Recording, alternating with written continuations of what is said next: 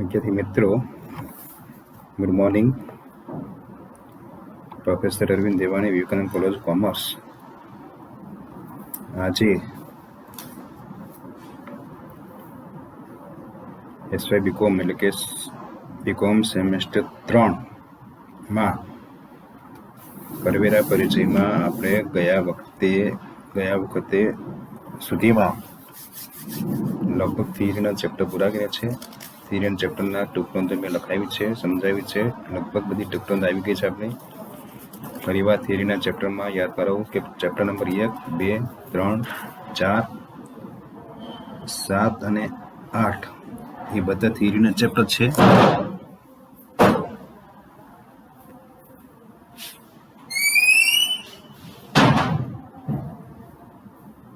અને બાકીના બે ચેપ્ટર પગાર અને મકાન મિલકત. ટૂંકમાં 50% થિયરી છે. 50% થિયરીમાં ચેપ્ટર 1, 2, 3 માંથી એક પહેલો પ્રશ્ન આવે, 7 અને 8 માંથી બીજો પ્રશ્ન આવે છે, 4, 7, 8. ટૂંકમાં થિયરીમાંથી બે પ્રશ્ન આવશે. બે પ્રશ્ન આવશે પગાર અને મકાન. પગારમાંથી એક અને મકાનમાંથી એક, એમ કરીને કુલ 4 પ્રશ્ન આવશે. બાકીનો 5 પ્રશ્ન ઓબ્જેક્ટિવ. છતાં પણ આ વર્ષે યુનિવર્સિટીનું પરીક્ષાનું માળખું એટલે કે પેપરનું માળખું બદલાય તો એમાં થોડો ફેરફાર થાય. જેમાં આ વખતે જે ટીવાય એટલે ક્લાસ સેમેસ્ટર 6ની જે એક્ઝામ હતી એમને જનરલ ઓપ્શન આપવામાં આવ્યું હતું. એટલે પ્રશ્ન આ જ તમારે 4 પ્રશ્ન અને 5 પ્રશ્ન તો આવશે. 4 પ્રશ્ન ચારેય વિભાગમાંથી આગળ આપણે વિભાગ આપ્યા છે. દરેક વિષયમાં પહેલો વિભાગ, બીજો વિભાગ, ત્રીજો વિભાગ, ચોથો વિભાગ. પહેલા વિભાગમાંથી પહેલો પ્રશ્ન, બીજા વિભાગ બીજો, ત્રીજામાં ત્રીજો, ચોથામાં ચોથો અને 5મો પ્રશ્ન આવશે ઓબ્જેક્ટિવ પસંદ મલ્ટી ચોઇસ ક્વેશ્ચન.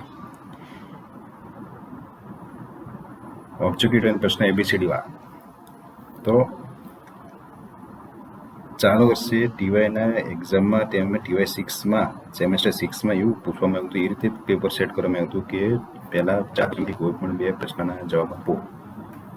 એટલે ઓપ્શન નથી લોકડાઉનને કારણે, કોરોનાને કારણે. નહીં તો તમારે 4 વિભાગમાંથી એક પ્રશ્ન કમ્પલસરી પૂછે. દરેકના 14 માર્ક્સ અને 5મો પ્રશ્ન 14 માર્ક્સનો ઓબ્જેક્ટિવ, જે 4 વિભાગમાંથી. એમ 70 માર્ક્સનું પેપર આવે, પણ ચાલુ વર્ષે 50નું પેપર આવ્યું હતું. 20 ને 10, 20 માર્કનો પહેલો પ્રશ્ન, 20 માર્કનો બીજો પ્રશ્ન, 20 માર્કનો ત્રીજો પ્રશ્ન, 20 માર્કનો ચોથો પ્રશ્ન અને 10 માર્કનો ઓબ્જેક્ટિવ. એટલે 4 પ્રશ્ન 20 માર્ક્સમાં, પણ તેમાં 4માંથી લખવાના હતા 2. એટલે 20 + 20 40 અને 10 માર્કનો ઓબ્જેક્ટિવ. એટલે ઓપ્શન આપ્યું હતું. એટલે આવશ્યકપણે હજી તમારે કઈ રીતે પેપર સેટ થાય એ જો આપણે નક્કી કરી શકીએ નહીં, કારણ કે યુનિવર્સિટી નિર્ણય કરે. જે રીતે નિર્ણય થશે તો તમારે 4 તમે વિભાગ તૈયાર કરે, 4માંથી તમને 2 વિભાગ ઓપ્શનમાં જતા રહેશે. તો અહીંયા તમને જે થિયરીના પ્રશ્ન આપ્યા હતા, આવકવેરાના ધારણનો પરિચય પહેલું ચેપ્ટર હતું. બીજું ચેપ્ટર હતું વ્યાખ્યાઓ જુદી જુદી, જેમાં આવક, શોક્સ, આકારણી વર્ષ, પાછળ વર્ષ, ખેતીની આવક, ડિવિડન્ડ, આ બધું જ, શખ્સનું વર્ગીકરણ વગેરે વગેરે. ત્યાર પછી ચેપ્ટર 3માં હતું કર ભરનાર રહેઠાણ દરજ્જો, જેમાં ટૂંકનોંધે છે, ટૂંકા દાખલા છે. નીચેની વિગત પરથી કર ભરનારનો દરજ્જો નક્કી કરાવવો, જેમાં રહીશ, સામાન્ય રહીશ અને બિન રહીશ વ્યક્તિ ક્યારે બને તેને મેં શરતો આપણે લખી હતી. એ શરતોના આધારે તમારે દાખલો ગણવાનો હતો. અને 3 રહીશ એટલે કે રહીશ, સામાન્ય રહીશ અને બિન રહીશની આવક નક્કી કરવાની હતી, ટોટલ કરપાત્ર આવક. બીજો આપણને જુદી જુદી આવકને ઉદાહરણ આપ્યા છે 7-8. એમાંથી કઈ આવક રહીશ માટે કરપાત્ર બને, કઈ આવક સામાન્ય રહીશ માટે કરપાત્ર બને, કઈ આવક બિન રહીશ માટે કરપાત્ર બને, અને બંને ત્રણેયનું ટોટલ કરવાનું. તો એ પ્રકારના દાખલા, 2 પ્રકારના દાખલા. અને એમાં પણ થિયરી કે રહીશ, સામાન્ય રહીશ, બિન રહીશ વ્યક્તિ માટેના શરતો જણાવો, અથવા વ્યક્તિ સિવાય કંપની, ભાગીદારી પેઢી કે સંયુક્ત કુટુંબ તેને રહીશ, બિન રહીશ અને સામાન્ય રહીશની શરતો જણાવો. અને ત્રીજી ટૂંકનોંધથી કરપાત્ર આવક નક્કી કરો. 3 ટૂંકનોંધો છે એમાંથી, અને 2 પ્રકારના દાખલા છે કર ભરનારના રહેઠાણના દરજ્જામાં. ચેપ્ટર 4 છે કરમુક્ત આવક. કરમુક્ત આવકમાં મેં તમને ટૂંકમાં લખાવી હતી કોઈ પણ 8 કે 10 ઉદાહરણ આવશે. મેં 15 ઉદાહરણ લખાવ્યા છે. સંપૂર્ણપણે કરમુક્ત આવક કોની કહેવાય? સંપૂર્ણપણે કરમુક્ત આવકના ઉદાહરણ આપો જેને ટેક્સેબલ ઇન્કમ નથી. સરકાર દ્વારા ઘણી આવક એવી નક્કી કરવામાં આવી છે, જાહેર કરવામાં આવી છે કે જે સંપૂર્ણપણે કરમુક્ત છે, તેને કુલ આવકમાં સમાવેશ કરવાનો નથી તમામ વ્યક્તિઓ માટે. એને એક ટૂંકમાં મેં લખાવ્યું છે. ત્યારબાદ ચેપ્ટર 7 પાંચમું છઠ્ઠું દાખલાનું છે પગારની આવક અને મકાન મિલકતની આવક. ચેપ્ટર 7 છે આવકવેરાના સત્તાવાળો, જેમાં જુદા આવકવેરાનું માળખું છે કે ભાઈ કેન્દ્ર ટોટલ ઇન્કમ ટેક્સનું ડિપાર્ટમેન્ટ કોણ સંભાળે. નીચેનું સામાન્ય ક્લાર્કથી માંડીને ફાઇનાન્સ મિનિસ્ટર, કેન્દ્રના નાણાપ્રધાન સુધીની જે માળખું આવે તેને કહેવાય આવકવેરાના સત્તાવાળો, જેમાં કેન્દ્રીય પ્રધાન આવે, નાણાપ્રધાન, CBDT central board of direct taxes એટલે કે આવકવેરાનું મધ્યસ્થ મંડળ, commissioner, deputy commissioner, income tax officer, આ બાજુ supreme court, high court, appellate tribunal વગેરે. જેમાં મેં ટૂંકમાં લખાવી છે, ટૂંકમાં સમજાવી છે. 6 એક ટૂંકમાં લખાવી છે એ ચેપ્ટરમાં. પહેલામાંથી 4 એક ટૂંકમાં લખાવી છે પહેલા ચેપ્ટરમાં, બીજામાંથી 3 ટૂંકમાં લખાવી છે, બીજામાંથી 4-5 ટૂંકમાં લખાવી છે, 3માંથી 3 ટૂંકમાં લખાવી છે, ચોથામાં 1 ટૂંકમાં લખાવી છે. અને છેલ્લું ચેપ્ટર 8નું આકારણી કાર્યવાહી અને કરવેરાની વસૂલાત. આકારણી કાર્યવાહી આકારણીના પ્રકાર છે. આકારણી કોની કહેવાય? આકારણી એટલે વ્યક્તિની વાર્ષિક આવક કરપાત્ર નક્કી કરવાની પ્રક્રિયાને આકારણી કહેવાય. કે તમારે ટોટલ આવક કેટલી કરપાત્ર બનશે તેની ગણતરી જે કરવામાં આવે છે તે ગણતરીને આકારણી કહેવામાં આવે છે. આકારણી કાર્યવાહી અને કરવેરાની વસૂલાતમાં આકારણીના પ્રકારો: કાયમી ખાતા નંબર, મૂળ સનદ કર કપાયેલ આવકવેરો એટલે TDS, અને અગાઉથી ટેક્સની ચૂકવણી એડવાન્સ ટેક્સ, જેને ટૂંકમાં આપણે લખાવી સમજાવી. તો એ પહેલું, બીજું, ત્રીજું, ચોથું, 7મું અને 8મું 8 ચેપ્ટર ટોટલ છે. 8માંથી 6 ચેપ્ટર તમને મેં સમજાવી દીધા છે, આપણે પૂરા કર્યા છે. ફક્ત 2 ચેપ્ટર બાકી છે, પગારની આવક અને મકાન મિલકતની આવક, જે દાખલું છે. તો આજે આપણે ચાલુ કરીશું પગારની આવક.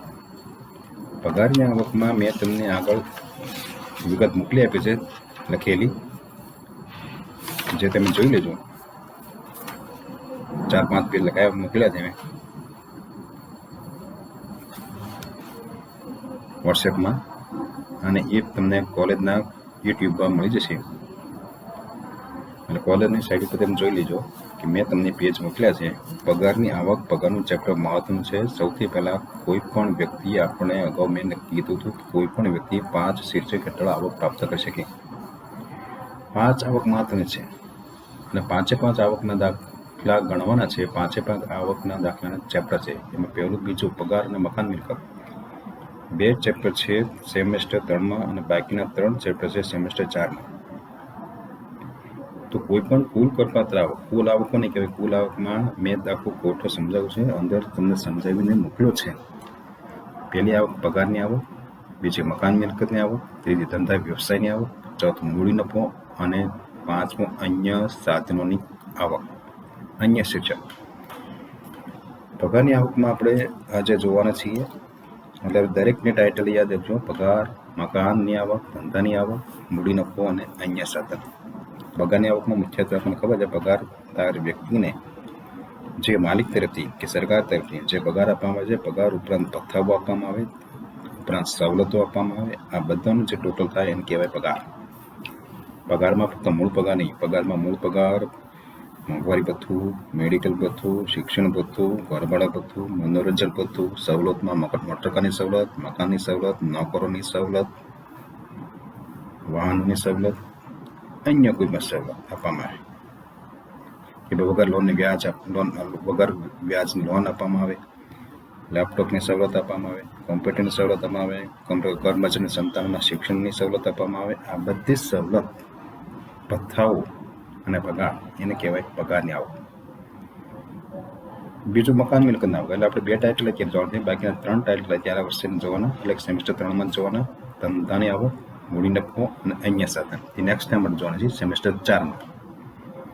તો પગારની આવકમાં પગાર, મકાન, ધંધા વ્યવસાય મૂડી લખો. અહીંયા આ 5 શીર્ષક હેઠળ જે કોઈ વ્યક્તિ આવક પ્રાપ્ત કરશે, 5માંથી 2 પ્રાપ્ત કરે, 1 પ્રાપ્ત કરે, 3 કરે કે 5 કરે, એનું ટોટલ જે કરવામાં આવે કુલ ગ્રોસ આવક. એ કુલ ગ્રોસ આવકમાંથી એને જે કલમ 80C થી કલમ 80U જે કપાત બાદ મળે, કલમ 80A7 હેઠળ બાદ મળે, કલમ 89 હેઠળ બાદ મળે, આ બધું બાદ બાકી કરતા જે આવક આવીને કરપાત્ર પગાર, એના પર ટેક્સ ભરવાનો. એ ટેક્સની રકમમાંથી જે એડવાન્સ ટેક્સ ભર્યો હોય તે બાદ કરવામાં આવે. બાકીના 31 માર્ચ સુધીમાં જે ટેક્સ થતો હોય એમાંથી એડવાન્સ ટેક્સ બાદ કરી જે રકમ વધે કે ઘટે એ તપાસી લેવામાં આવે. જો ભરવાનું થતું હોય તો ભરી દેવાનું 31 માર્ચ સુધીમાં, અને વધુ ભરાઈ ગયો તો તમને ઇન્કમટેક્સ ડિપાર્ટમેન્ટ રિફંડ કરશે. તો પગારની શીર્ષકમાં પગારની આવકનું આપણે નિવેદન પત્રક બનાવવું છે.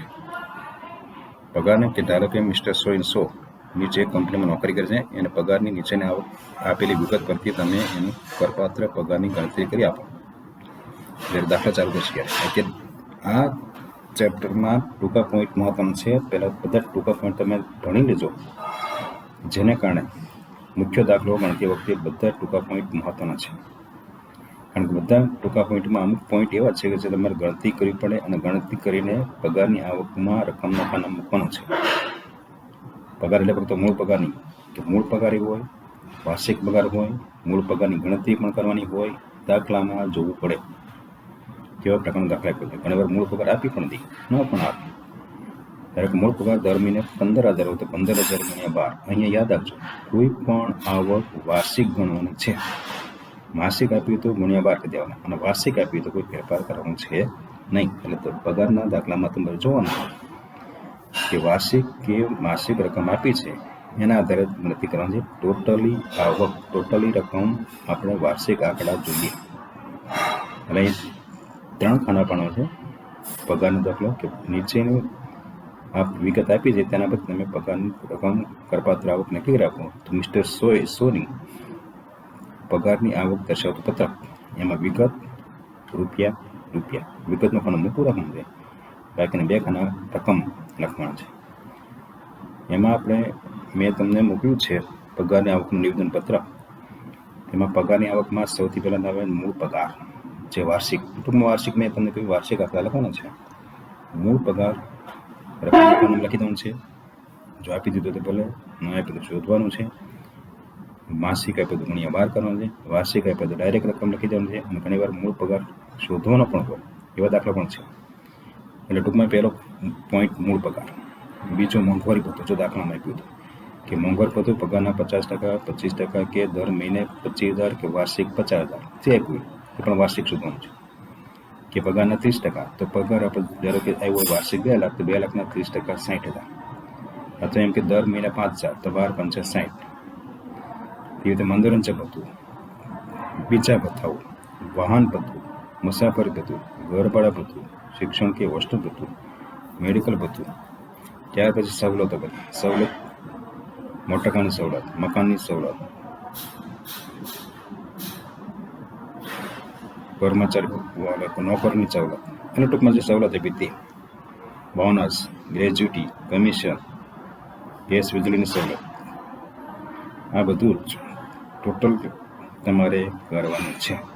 એનું જે ટોટલ આવે, ટૂંકમાં જે કરપાત્ર રકમ શોધવાની હોય અમુક શરતોના આધારે, તો તે કરપાત્ર રકમ શોધીને તમારે દાખલામાં રકમ મૂકવાની છે. ડાયરેક્ટ ગણતરી મૂકવાની નથી. ડાયરેક્ટ અમુક રકમ ડાયરેક્ટ આપી છે કે મૂળ પગાર દર મહિને 20,000 ગુણ્યા 12, 24, 2,40,000 12 મૂકી દેવા. મોંઘવારી બધું દર મહિને 2,000 ગુણ્યા 12, 24,000 મૂકી દેવા. પણ મુસાફરી ભથ્થું છે, શિક્ષણ કે હોસ્ટેલ ભથ્થું છે, ઘરભાડા ભથ્થું છે, ગ્રેજ્યુટી છે, સવલતોની કિંમત છે, એ બધું તમારે ગણવાનું છે. બાકી બોનસ, કમિશન એ બધું ડાયરેક્ટ નીકળ્યું છે, એમાં તમે કોઈ ગણતરી છે નહીં. એ ઉપરાંત પ્રોવિડન્ટ ફંડ, માન્ય પ્રોવિડન્ટ ફંડમાં માલિકનો ફાળો અને માન્ય પ્રોવિડન્ટ ફંડમાં કર્મચારીનો ફાળો, એવું પણ આપશે દાખલા. પણ કર્મચારીનો ફાળો તમારામાં લખવાનો નથી, ફક્ત તમારે અહીં લખવાનું છે માલિકનો ફાળો 12%થી વધુ હોય તો. માન્ય પ્રોવિડન્ટ ફંડમાં માલિકનો 12% સુધી ફાળો કરવાનો છે. 12%થી વધારે હોય તો કરપાત્ર ગણી પગારમાં ઉમેરવાનું છે. તેમજ માન્ય પ્રવૃત્તિમાં વ્યાજ 9.5% સુધી વ્યાજ કરવું. 9.5%થી વધુ હોય વ્યાજ દાખલામાં આપ્યું તો તમારે ગણી અને રકમના ખાનામાં મૂકવાનું જો આવતું હોય તો ટેક્સેબલ. ટૂંકમાં એ મેં વિગત મોકલી છે, તમે જોઈ લેજો કે જેને કારણે આપણે અહીંયા દરેક પોઈન્ટ જોવાના છે. તો સૌથી પહેલો પોઈન્ટ નંબર 1 મૂળ પગાર. દાખલામાં વાર્ષિક આપ્યું હોય, માસિક આપ્યું હોય કે રકમના ખાના મૂકવાનું. ત્યારે મોંઘવારી ભથ્થું પણ એવી હતી. મુસાફર ભથ્થું જ્યારે કર્મચારીને માલિકના કંપનીના કામ માટે બહાર ગામ મોકલવામાં આવે ત્યારે વાહન ભથ્થું આપવામાં આવે છે. તો વાહન ભથ્થામાં જે રકમ એમને આપેલી હોય તેમાંથી કેટલી રકમનો ખર્ચ તેણે કર્યો, એટલે ટૂંકમાં આપેલી રકમ અને ખર્ચની રકમની વિગત આપી હોય તો તમે એનો તફાવત શોધી શકો કે ભાઈ આપવામાં આવ્યો તો 10,000, એમણે ખર્ચ કર્યો 8,000, તો 2,000 રૂપિયા જે બચ્યા એવા એ કરપાત્ર. પણ એમ કે ફક્ત કે અમે 10,000 રૂપિયા આપીને તમે બહાર ગામ મોકલ્યા હતા, બસ એટલું કે તો એનો મતલબ એવું કે 10,000 રૂપિયા વપરાઈ ગયા છે, કોઈ રકમ બચાવી નથી.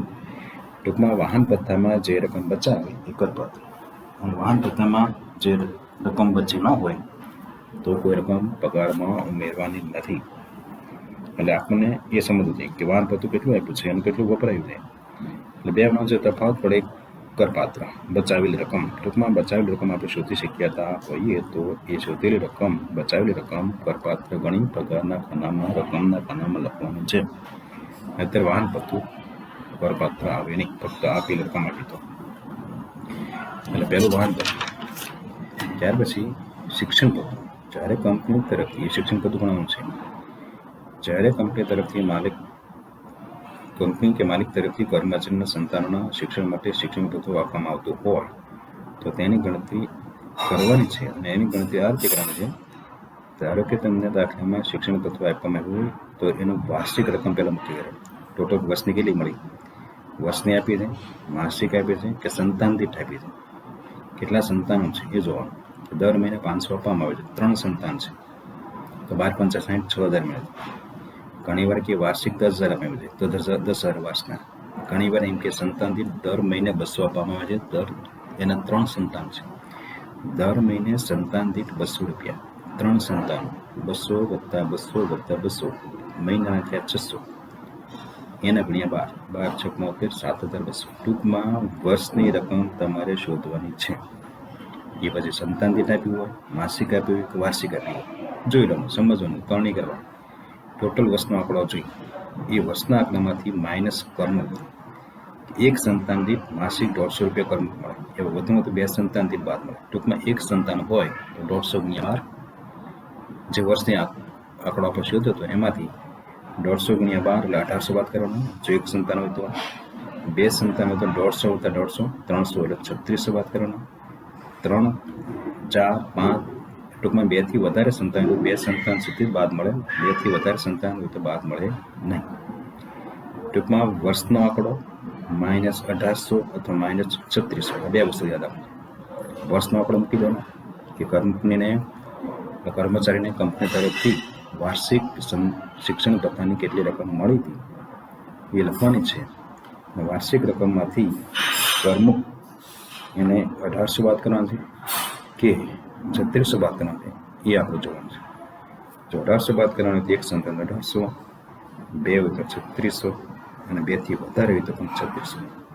દાખલા તરીકે કર્મચારીને 3 સંતાન માટે 500 દર મહિને શિક્ષણ ભથ્થું મળતું હોય, 3 સંતાન માટે 500 રૂપિયા મળે છે, 12 મહિનાના થાય 6,000, માસિક 500 રૂપિયા મળે છે, 500 × 12 6,000 મળે. અહીં 3 સંતાન છે પણ વધુ 2 સંતાન માટે બાદ મળે, 150 + 150, 300 રૂપિયા બાદ મળે મહિને, અને 12 × 3600 બાદ મળે છે. તો 6,000માંથી 3600 બાદ થાય એટલે રકમના ખાનામાં તમારે લખવાના 2400, કારણ કે 6,000 ટોટલ, એમાંથી બાદ થાય 3600, તો 3600માંથી 6,000માંથી 3600 બાદ થાય એટલે 2400 રૂપિયા કરપાત્ર આવ્યો. ધારો કે એને 4 સંતાન છે તો 3600, 1 સંતાન છે તો 1,800 બાદ થાય, 6,000માંથી 1,800 બાદ થાય તો 4200 રૂપિયા તમારે ટેક્સેબલ રકમ. ટૂંકમાં શિક્ષણ ભથ્થાનું ટોટલ રકમ -1,800 અથવા -3600 એ યાદ રાખવાનું છે જો દાખલામાં શિક્ષણ ભથ્થું આપેલું હોય તો. કંપની તેના કર્મચારીને તેના સંતાનોના શિક્ષણ માટે શિક્ષણ ભથ્થું આપતી હોય તો માસિક કેટલું આપ્યું છે એના ગુણ્યા 12 એટલે વર્ષનું કેટલું આપ્યું તમારે શોધી કાઢો. વર્ષનો આંકડો માઇનસ એક સંતાન હોય તો દર મહિનાના 150 રૂપિયા લખીએ. 2 સંતાન હોય તો દર મહિને 150 300 રૂપિયા, અને 2 થી વધારે હોય તો પણ 300. એટલે તમારે ઘણીવાર યુનિવર્સિટીમાં ઓબ્જેક્ટિવ પ્રશ્ન છે કે કર્મચારીને શિક્ષણ ભથ્થાના સંતાન દીઠ માસિક ખાલી જગ્યા રૂપિયા બાદ મળે 150, 300, 600 કે 800. સંતાન દીઠ 150 રૂપિયા બાદ મળે. એમાં એક સંતાન હોય તો 1800 બાદ મળે, 2 સંતાન હોય તો 3600 બાદ મળે, 3 હોય તો 3600 મળે, 5 હોય તો 3600 બાદ મળે. વધુમાં 2 સંતાનની જ બાદ મળે. 2 થી વધારે હોય તો ફક્ત 2 સંતાનની રકમ લેવાની છે, અને 1 હોય તો એક જ સંતાન લેવાના 1800, અને 2 સંતાન હોય તો 3600, અને 2 થી વધારે હોય તો 3600 તમારે બાદ કરવાનું છે વર્ષના આંકડામાંથી. અને વાર્ષિક કેટલી રકમ મળી એમાંથી 1800 અને 3600 બે રકમ તમે યાદ રાખવાની. એટલે શિક્ષણ ભથ્થું યાદ રાખો. શિક્ષણ ભથ્થું ટોટલ માઇનસ એટલે કે ટોટલ વર્ષના ટોટલ માઇનસ 1800 અથવા માઇનસ 3600. જો રકમ વધતી હોય તો પગારના ખાનામાં લખવાનું છે, ન વધતી હોય તો તમારે લખવાની નથી. માઇનસ નહીં, માઇનસ લખવાનું નથી. મળતું હોય ધારો કે 4000, સોરી મળતું હોય ધારો કે 3500, આવે 3600 તો 100 રૂપિયા માઇનસ આવે, માઇનસ લખવાનું. રકમ વધતી હોય 6000 માંથી 3600 બાદ 2400 બાદ રકમ આવે તો લખવાનું, ન આવતી તો લખવાનું નથી. શિક્ષણ ભથ્થા માટે 150 અને 300 સંતાન યાદ રાખવાનું. 1800 બાદ કરવાનું છે કે 3600 ટોટલમાં એ યાદ રાખવાનું. અને હોસ્ટેલ ભથ્થું કંપની કે માલિક તરફથી કર્મચારીને તેના સંતાનોને હોસ્ટેલમાં રહીને અભ્યાસ કરતા હોય તો તેને જે ભથ્થું મળતું હોય તેની કરપાત્ર રકમ નીચે મુજબ શોધવામાં આવે છે. જેમ તમને શિક્ષણ ભથ્થું શોધ્યું એમ હોસ્ટેલ ભથ્થું, કુલ વાર્ષિક હોસ્ટેલ ભથ્થું માઇનસ અહીંયા જ્યાં તમે શિક્ષણ ભથ્થાનો 150 લેતા હતા અહીંયા 300 લેવાના છે એક સંતાન માટે. 2 સંતાન હોય તો 600, 2 થી વધારે હોય તો 600. એટલે દાખલા તરીકે એક કર્મચારી તેના સંતાનના 4 સંતાન માટે દર મહિને 1000 રૂપિયા હોસ્ટેલ ભથ્થું મળે છે. દર મહિને 1000 મળે છે, 12 મહિના થાય 12000. એમાંથી એને 4 સંતાન છે, 4 નહીં વધુ તો 2 સંતાનમાં મળે, એક સંતાનના 300, બીજા સંતાનના 300, એટલે 600 ગુણ્યા 12 7200 રૂપિયા બાદ મળે. તો 7200 બાદ મળે તો બાકીના તમારે 48 રૂપિયા પગારની રકમ ઉમેરવાની રકમ જ છે. ટૂંકમાં હોસ્ટેલ ભથ્થું અને શિક્ષણ ભથ્થું યાદ આવજો. હોસ્ટેલ ભથ્થું ટોટલ માઇનસ 3600 અથવા 7200, અને શિક્ષણ ભથ્થું ટોટલ માઇનસ 1800 અથવા 3600 યાદ આવજો. એટલે શિક્ષણ ભથ્થું અને હોસ્ટેલ ભથ્થું 2 પોઈન્ટ મહત્વના છે કે કર્મચારીને કંપની તરફથી શિક્ષણ ભથ્થું તેના સંતાનના માટે આપવામાં આવતું હોય તો તેનો વર્ષનો આંકડો લખવાનો છે. એમાંથી બાદ કરવાનો છે 1800 એક સંતાન હોય તો, અને 2 સંતાન હોય તો દર મહિને 150 3600, 3 હોય તો પણ 3600. ટૂંકમાં 2 સંતાન માટે મર્યાદા, એક સંતાન 1800, બીજાના 1800 3600. અને હોસ્ટેલ ભથ્થું ટોટલ વર્ષની રકમ માઇનસ 300 એક સંતાનના તો 12 થી 3600, અને 2 સંતાનો તો 3600 3600 7200 રૂપિયા બાદ થાય.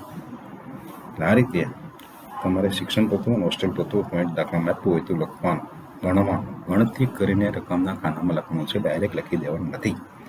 કે એક કંપની તેના કર્મચારીને તેના એક સંતાન માટે 400 રૂપિયા હોસ્ટેલ ભથ્થું આપે છે દર મહિને, તો આપણે 1248 ટોટલ થાય, 4800 રકમના ખાનામાં લખવા નથી. તો આપણે શું લખીશું કે ભાઈ વર્ષના 12 ચોકો 4800 માઇનસ એક સંતાન છે એટલે 300 એક મહિનાના બાદ મળે, 12 મહિનાના 3600 બાદ મળે, 4800 માંથી 3600 બાદ થાય, 1200 રૂપિયા જે વધી એ કરપાત્ર ગણી પગારમાં લખવાનું છે. 1200 રૂપિયા લખવાનું છે, માલાને 4800 તો કરપાત્ર રકમ આવી 1200. 4800 માંથી 48 રૂપિયા બાદ તમારે રકમના ખાનામાં લખવા નથી. 4800 માંથી ફક્ત તમારે લખવાનું છે 1200 રૂપિયા ટેક્સેબલ. એટલે ખાસ યાદ રાખો, શિક્ષણ ભથ્થું અને હોસ્ટેલ ભથ્થું બંનેમાં તમારે વર્ષનો આંકડો લખવાનો છે. એ સમજીને જો વાર્ષિક રકમ આપી છે, માસિક આપી છે કે સંતાન દીઠ આપી છે, એ બધું તમારે જોવાનું છે.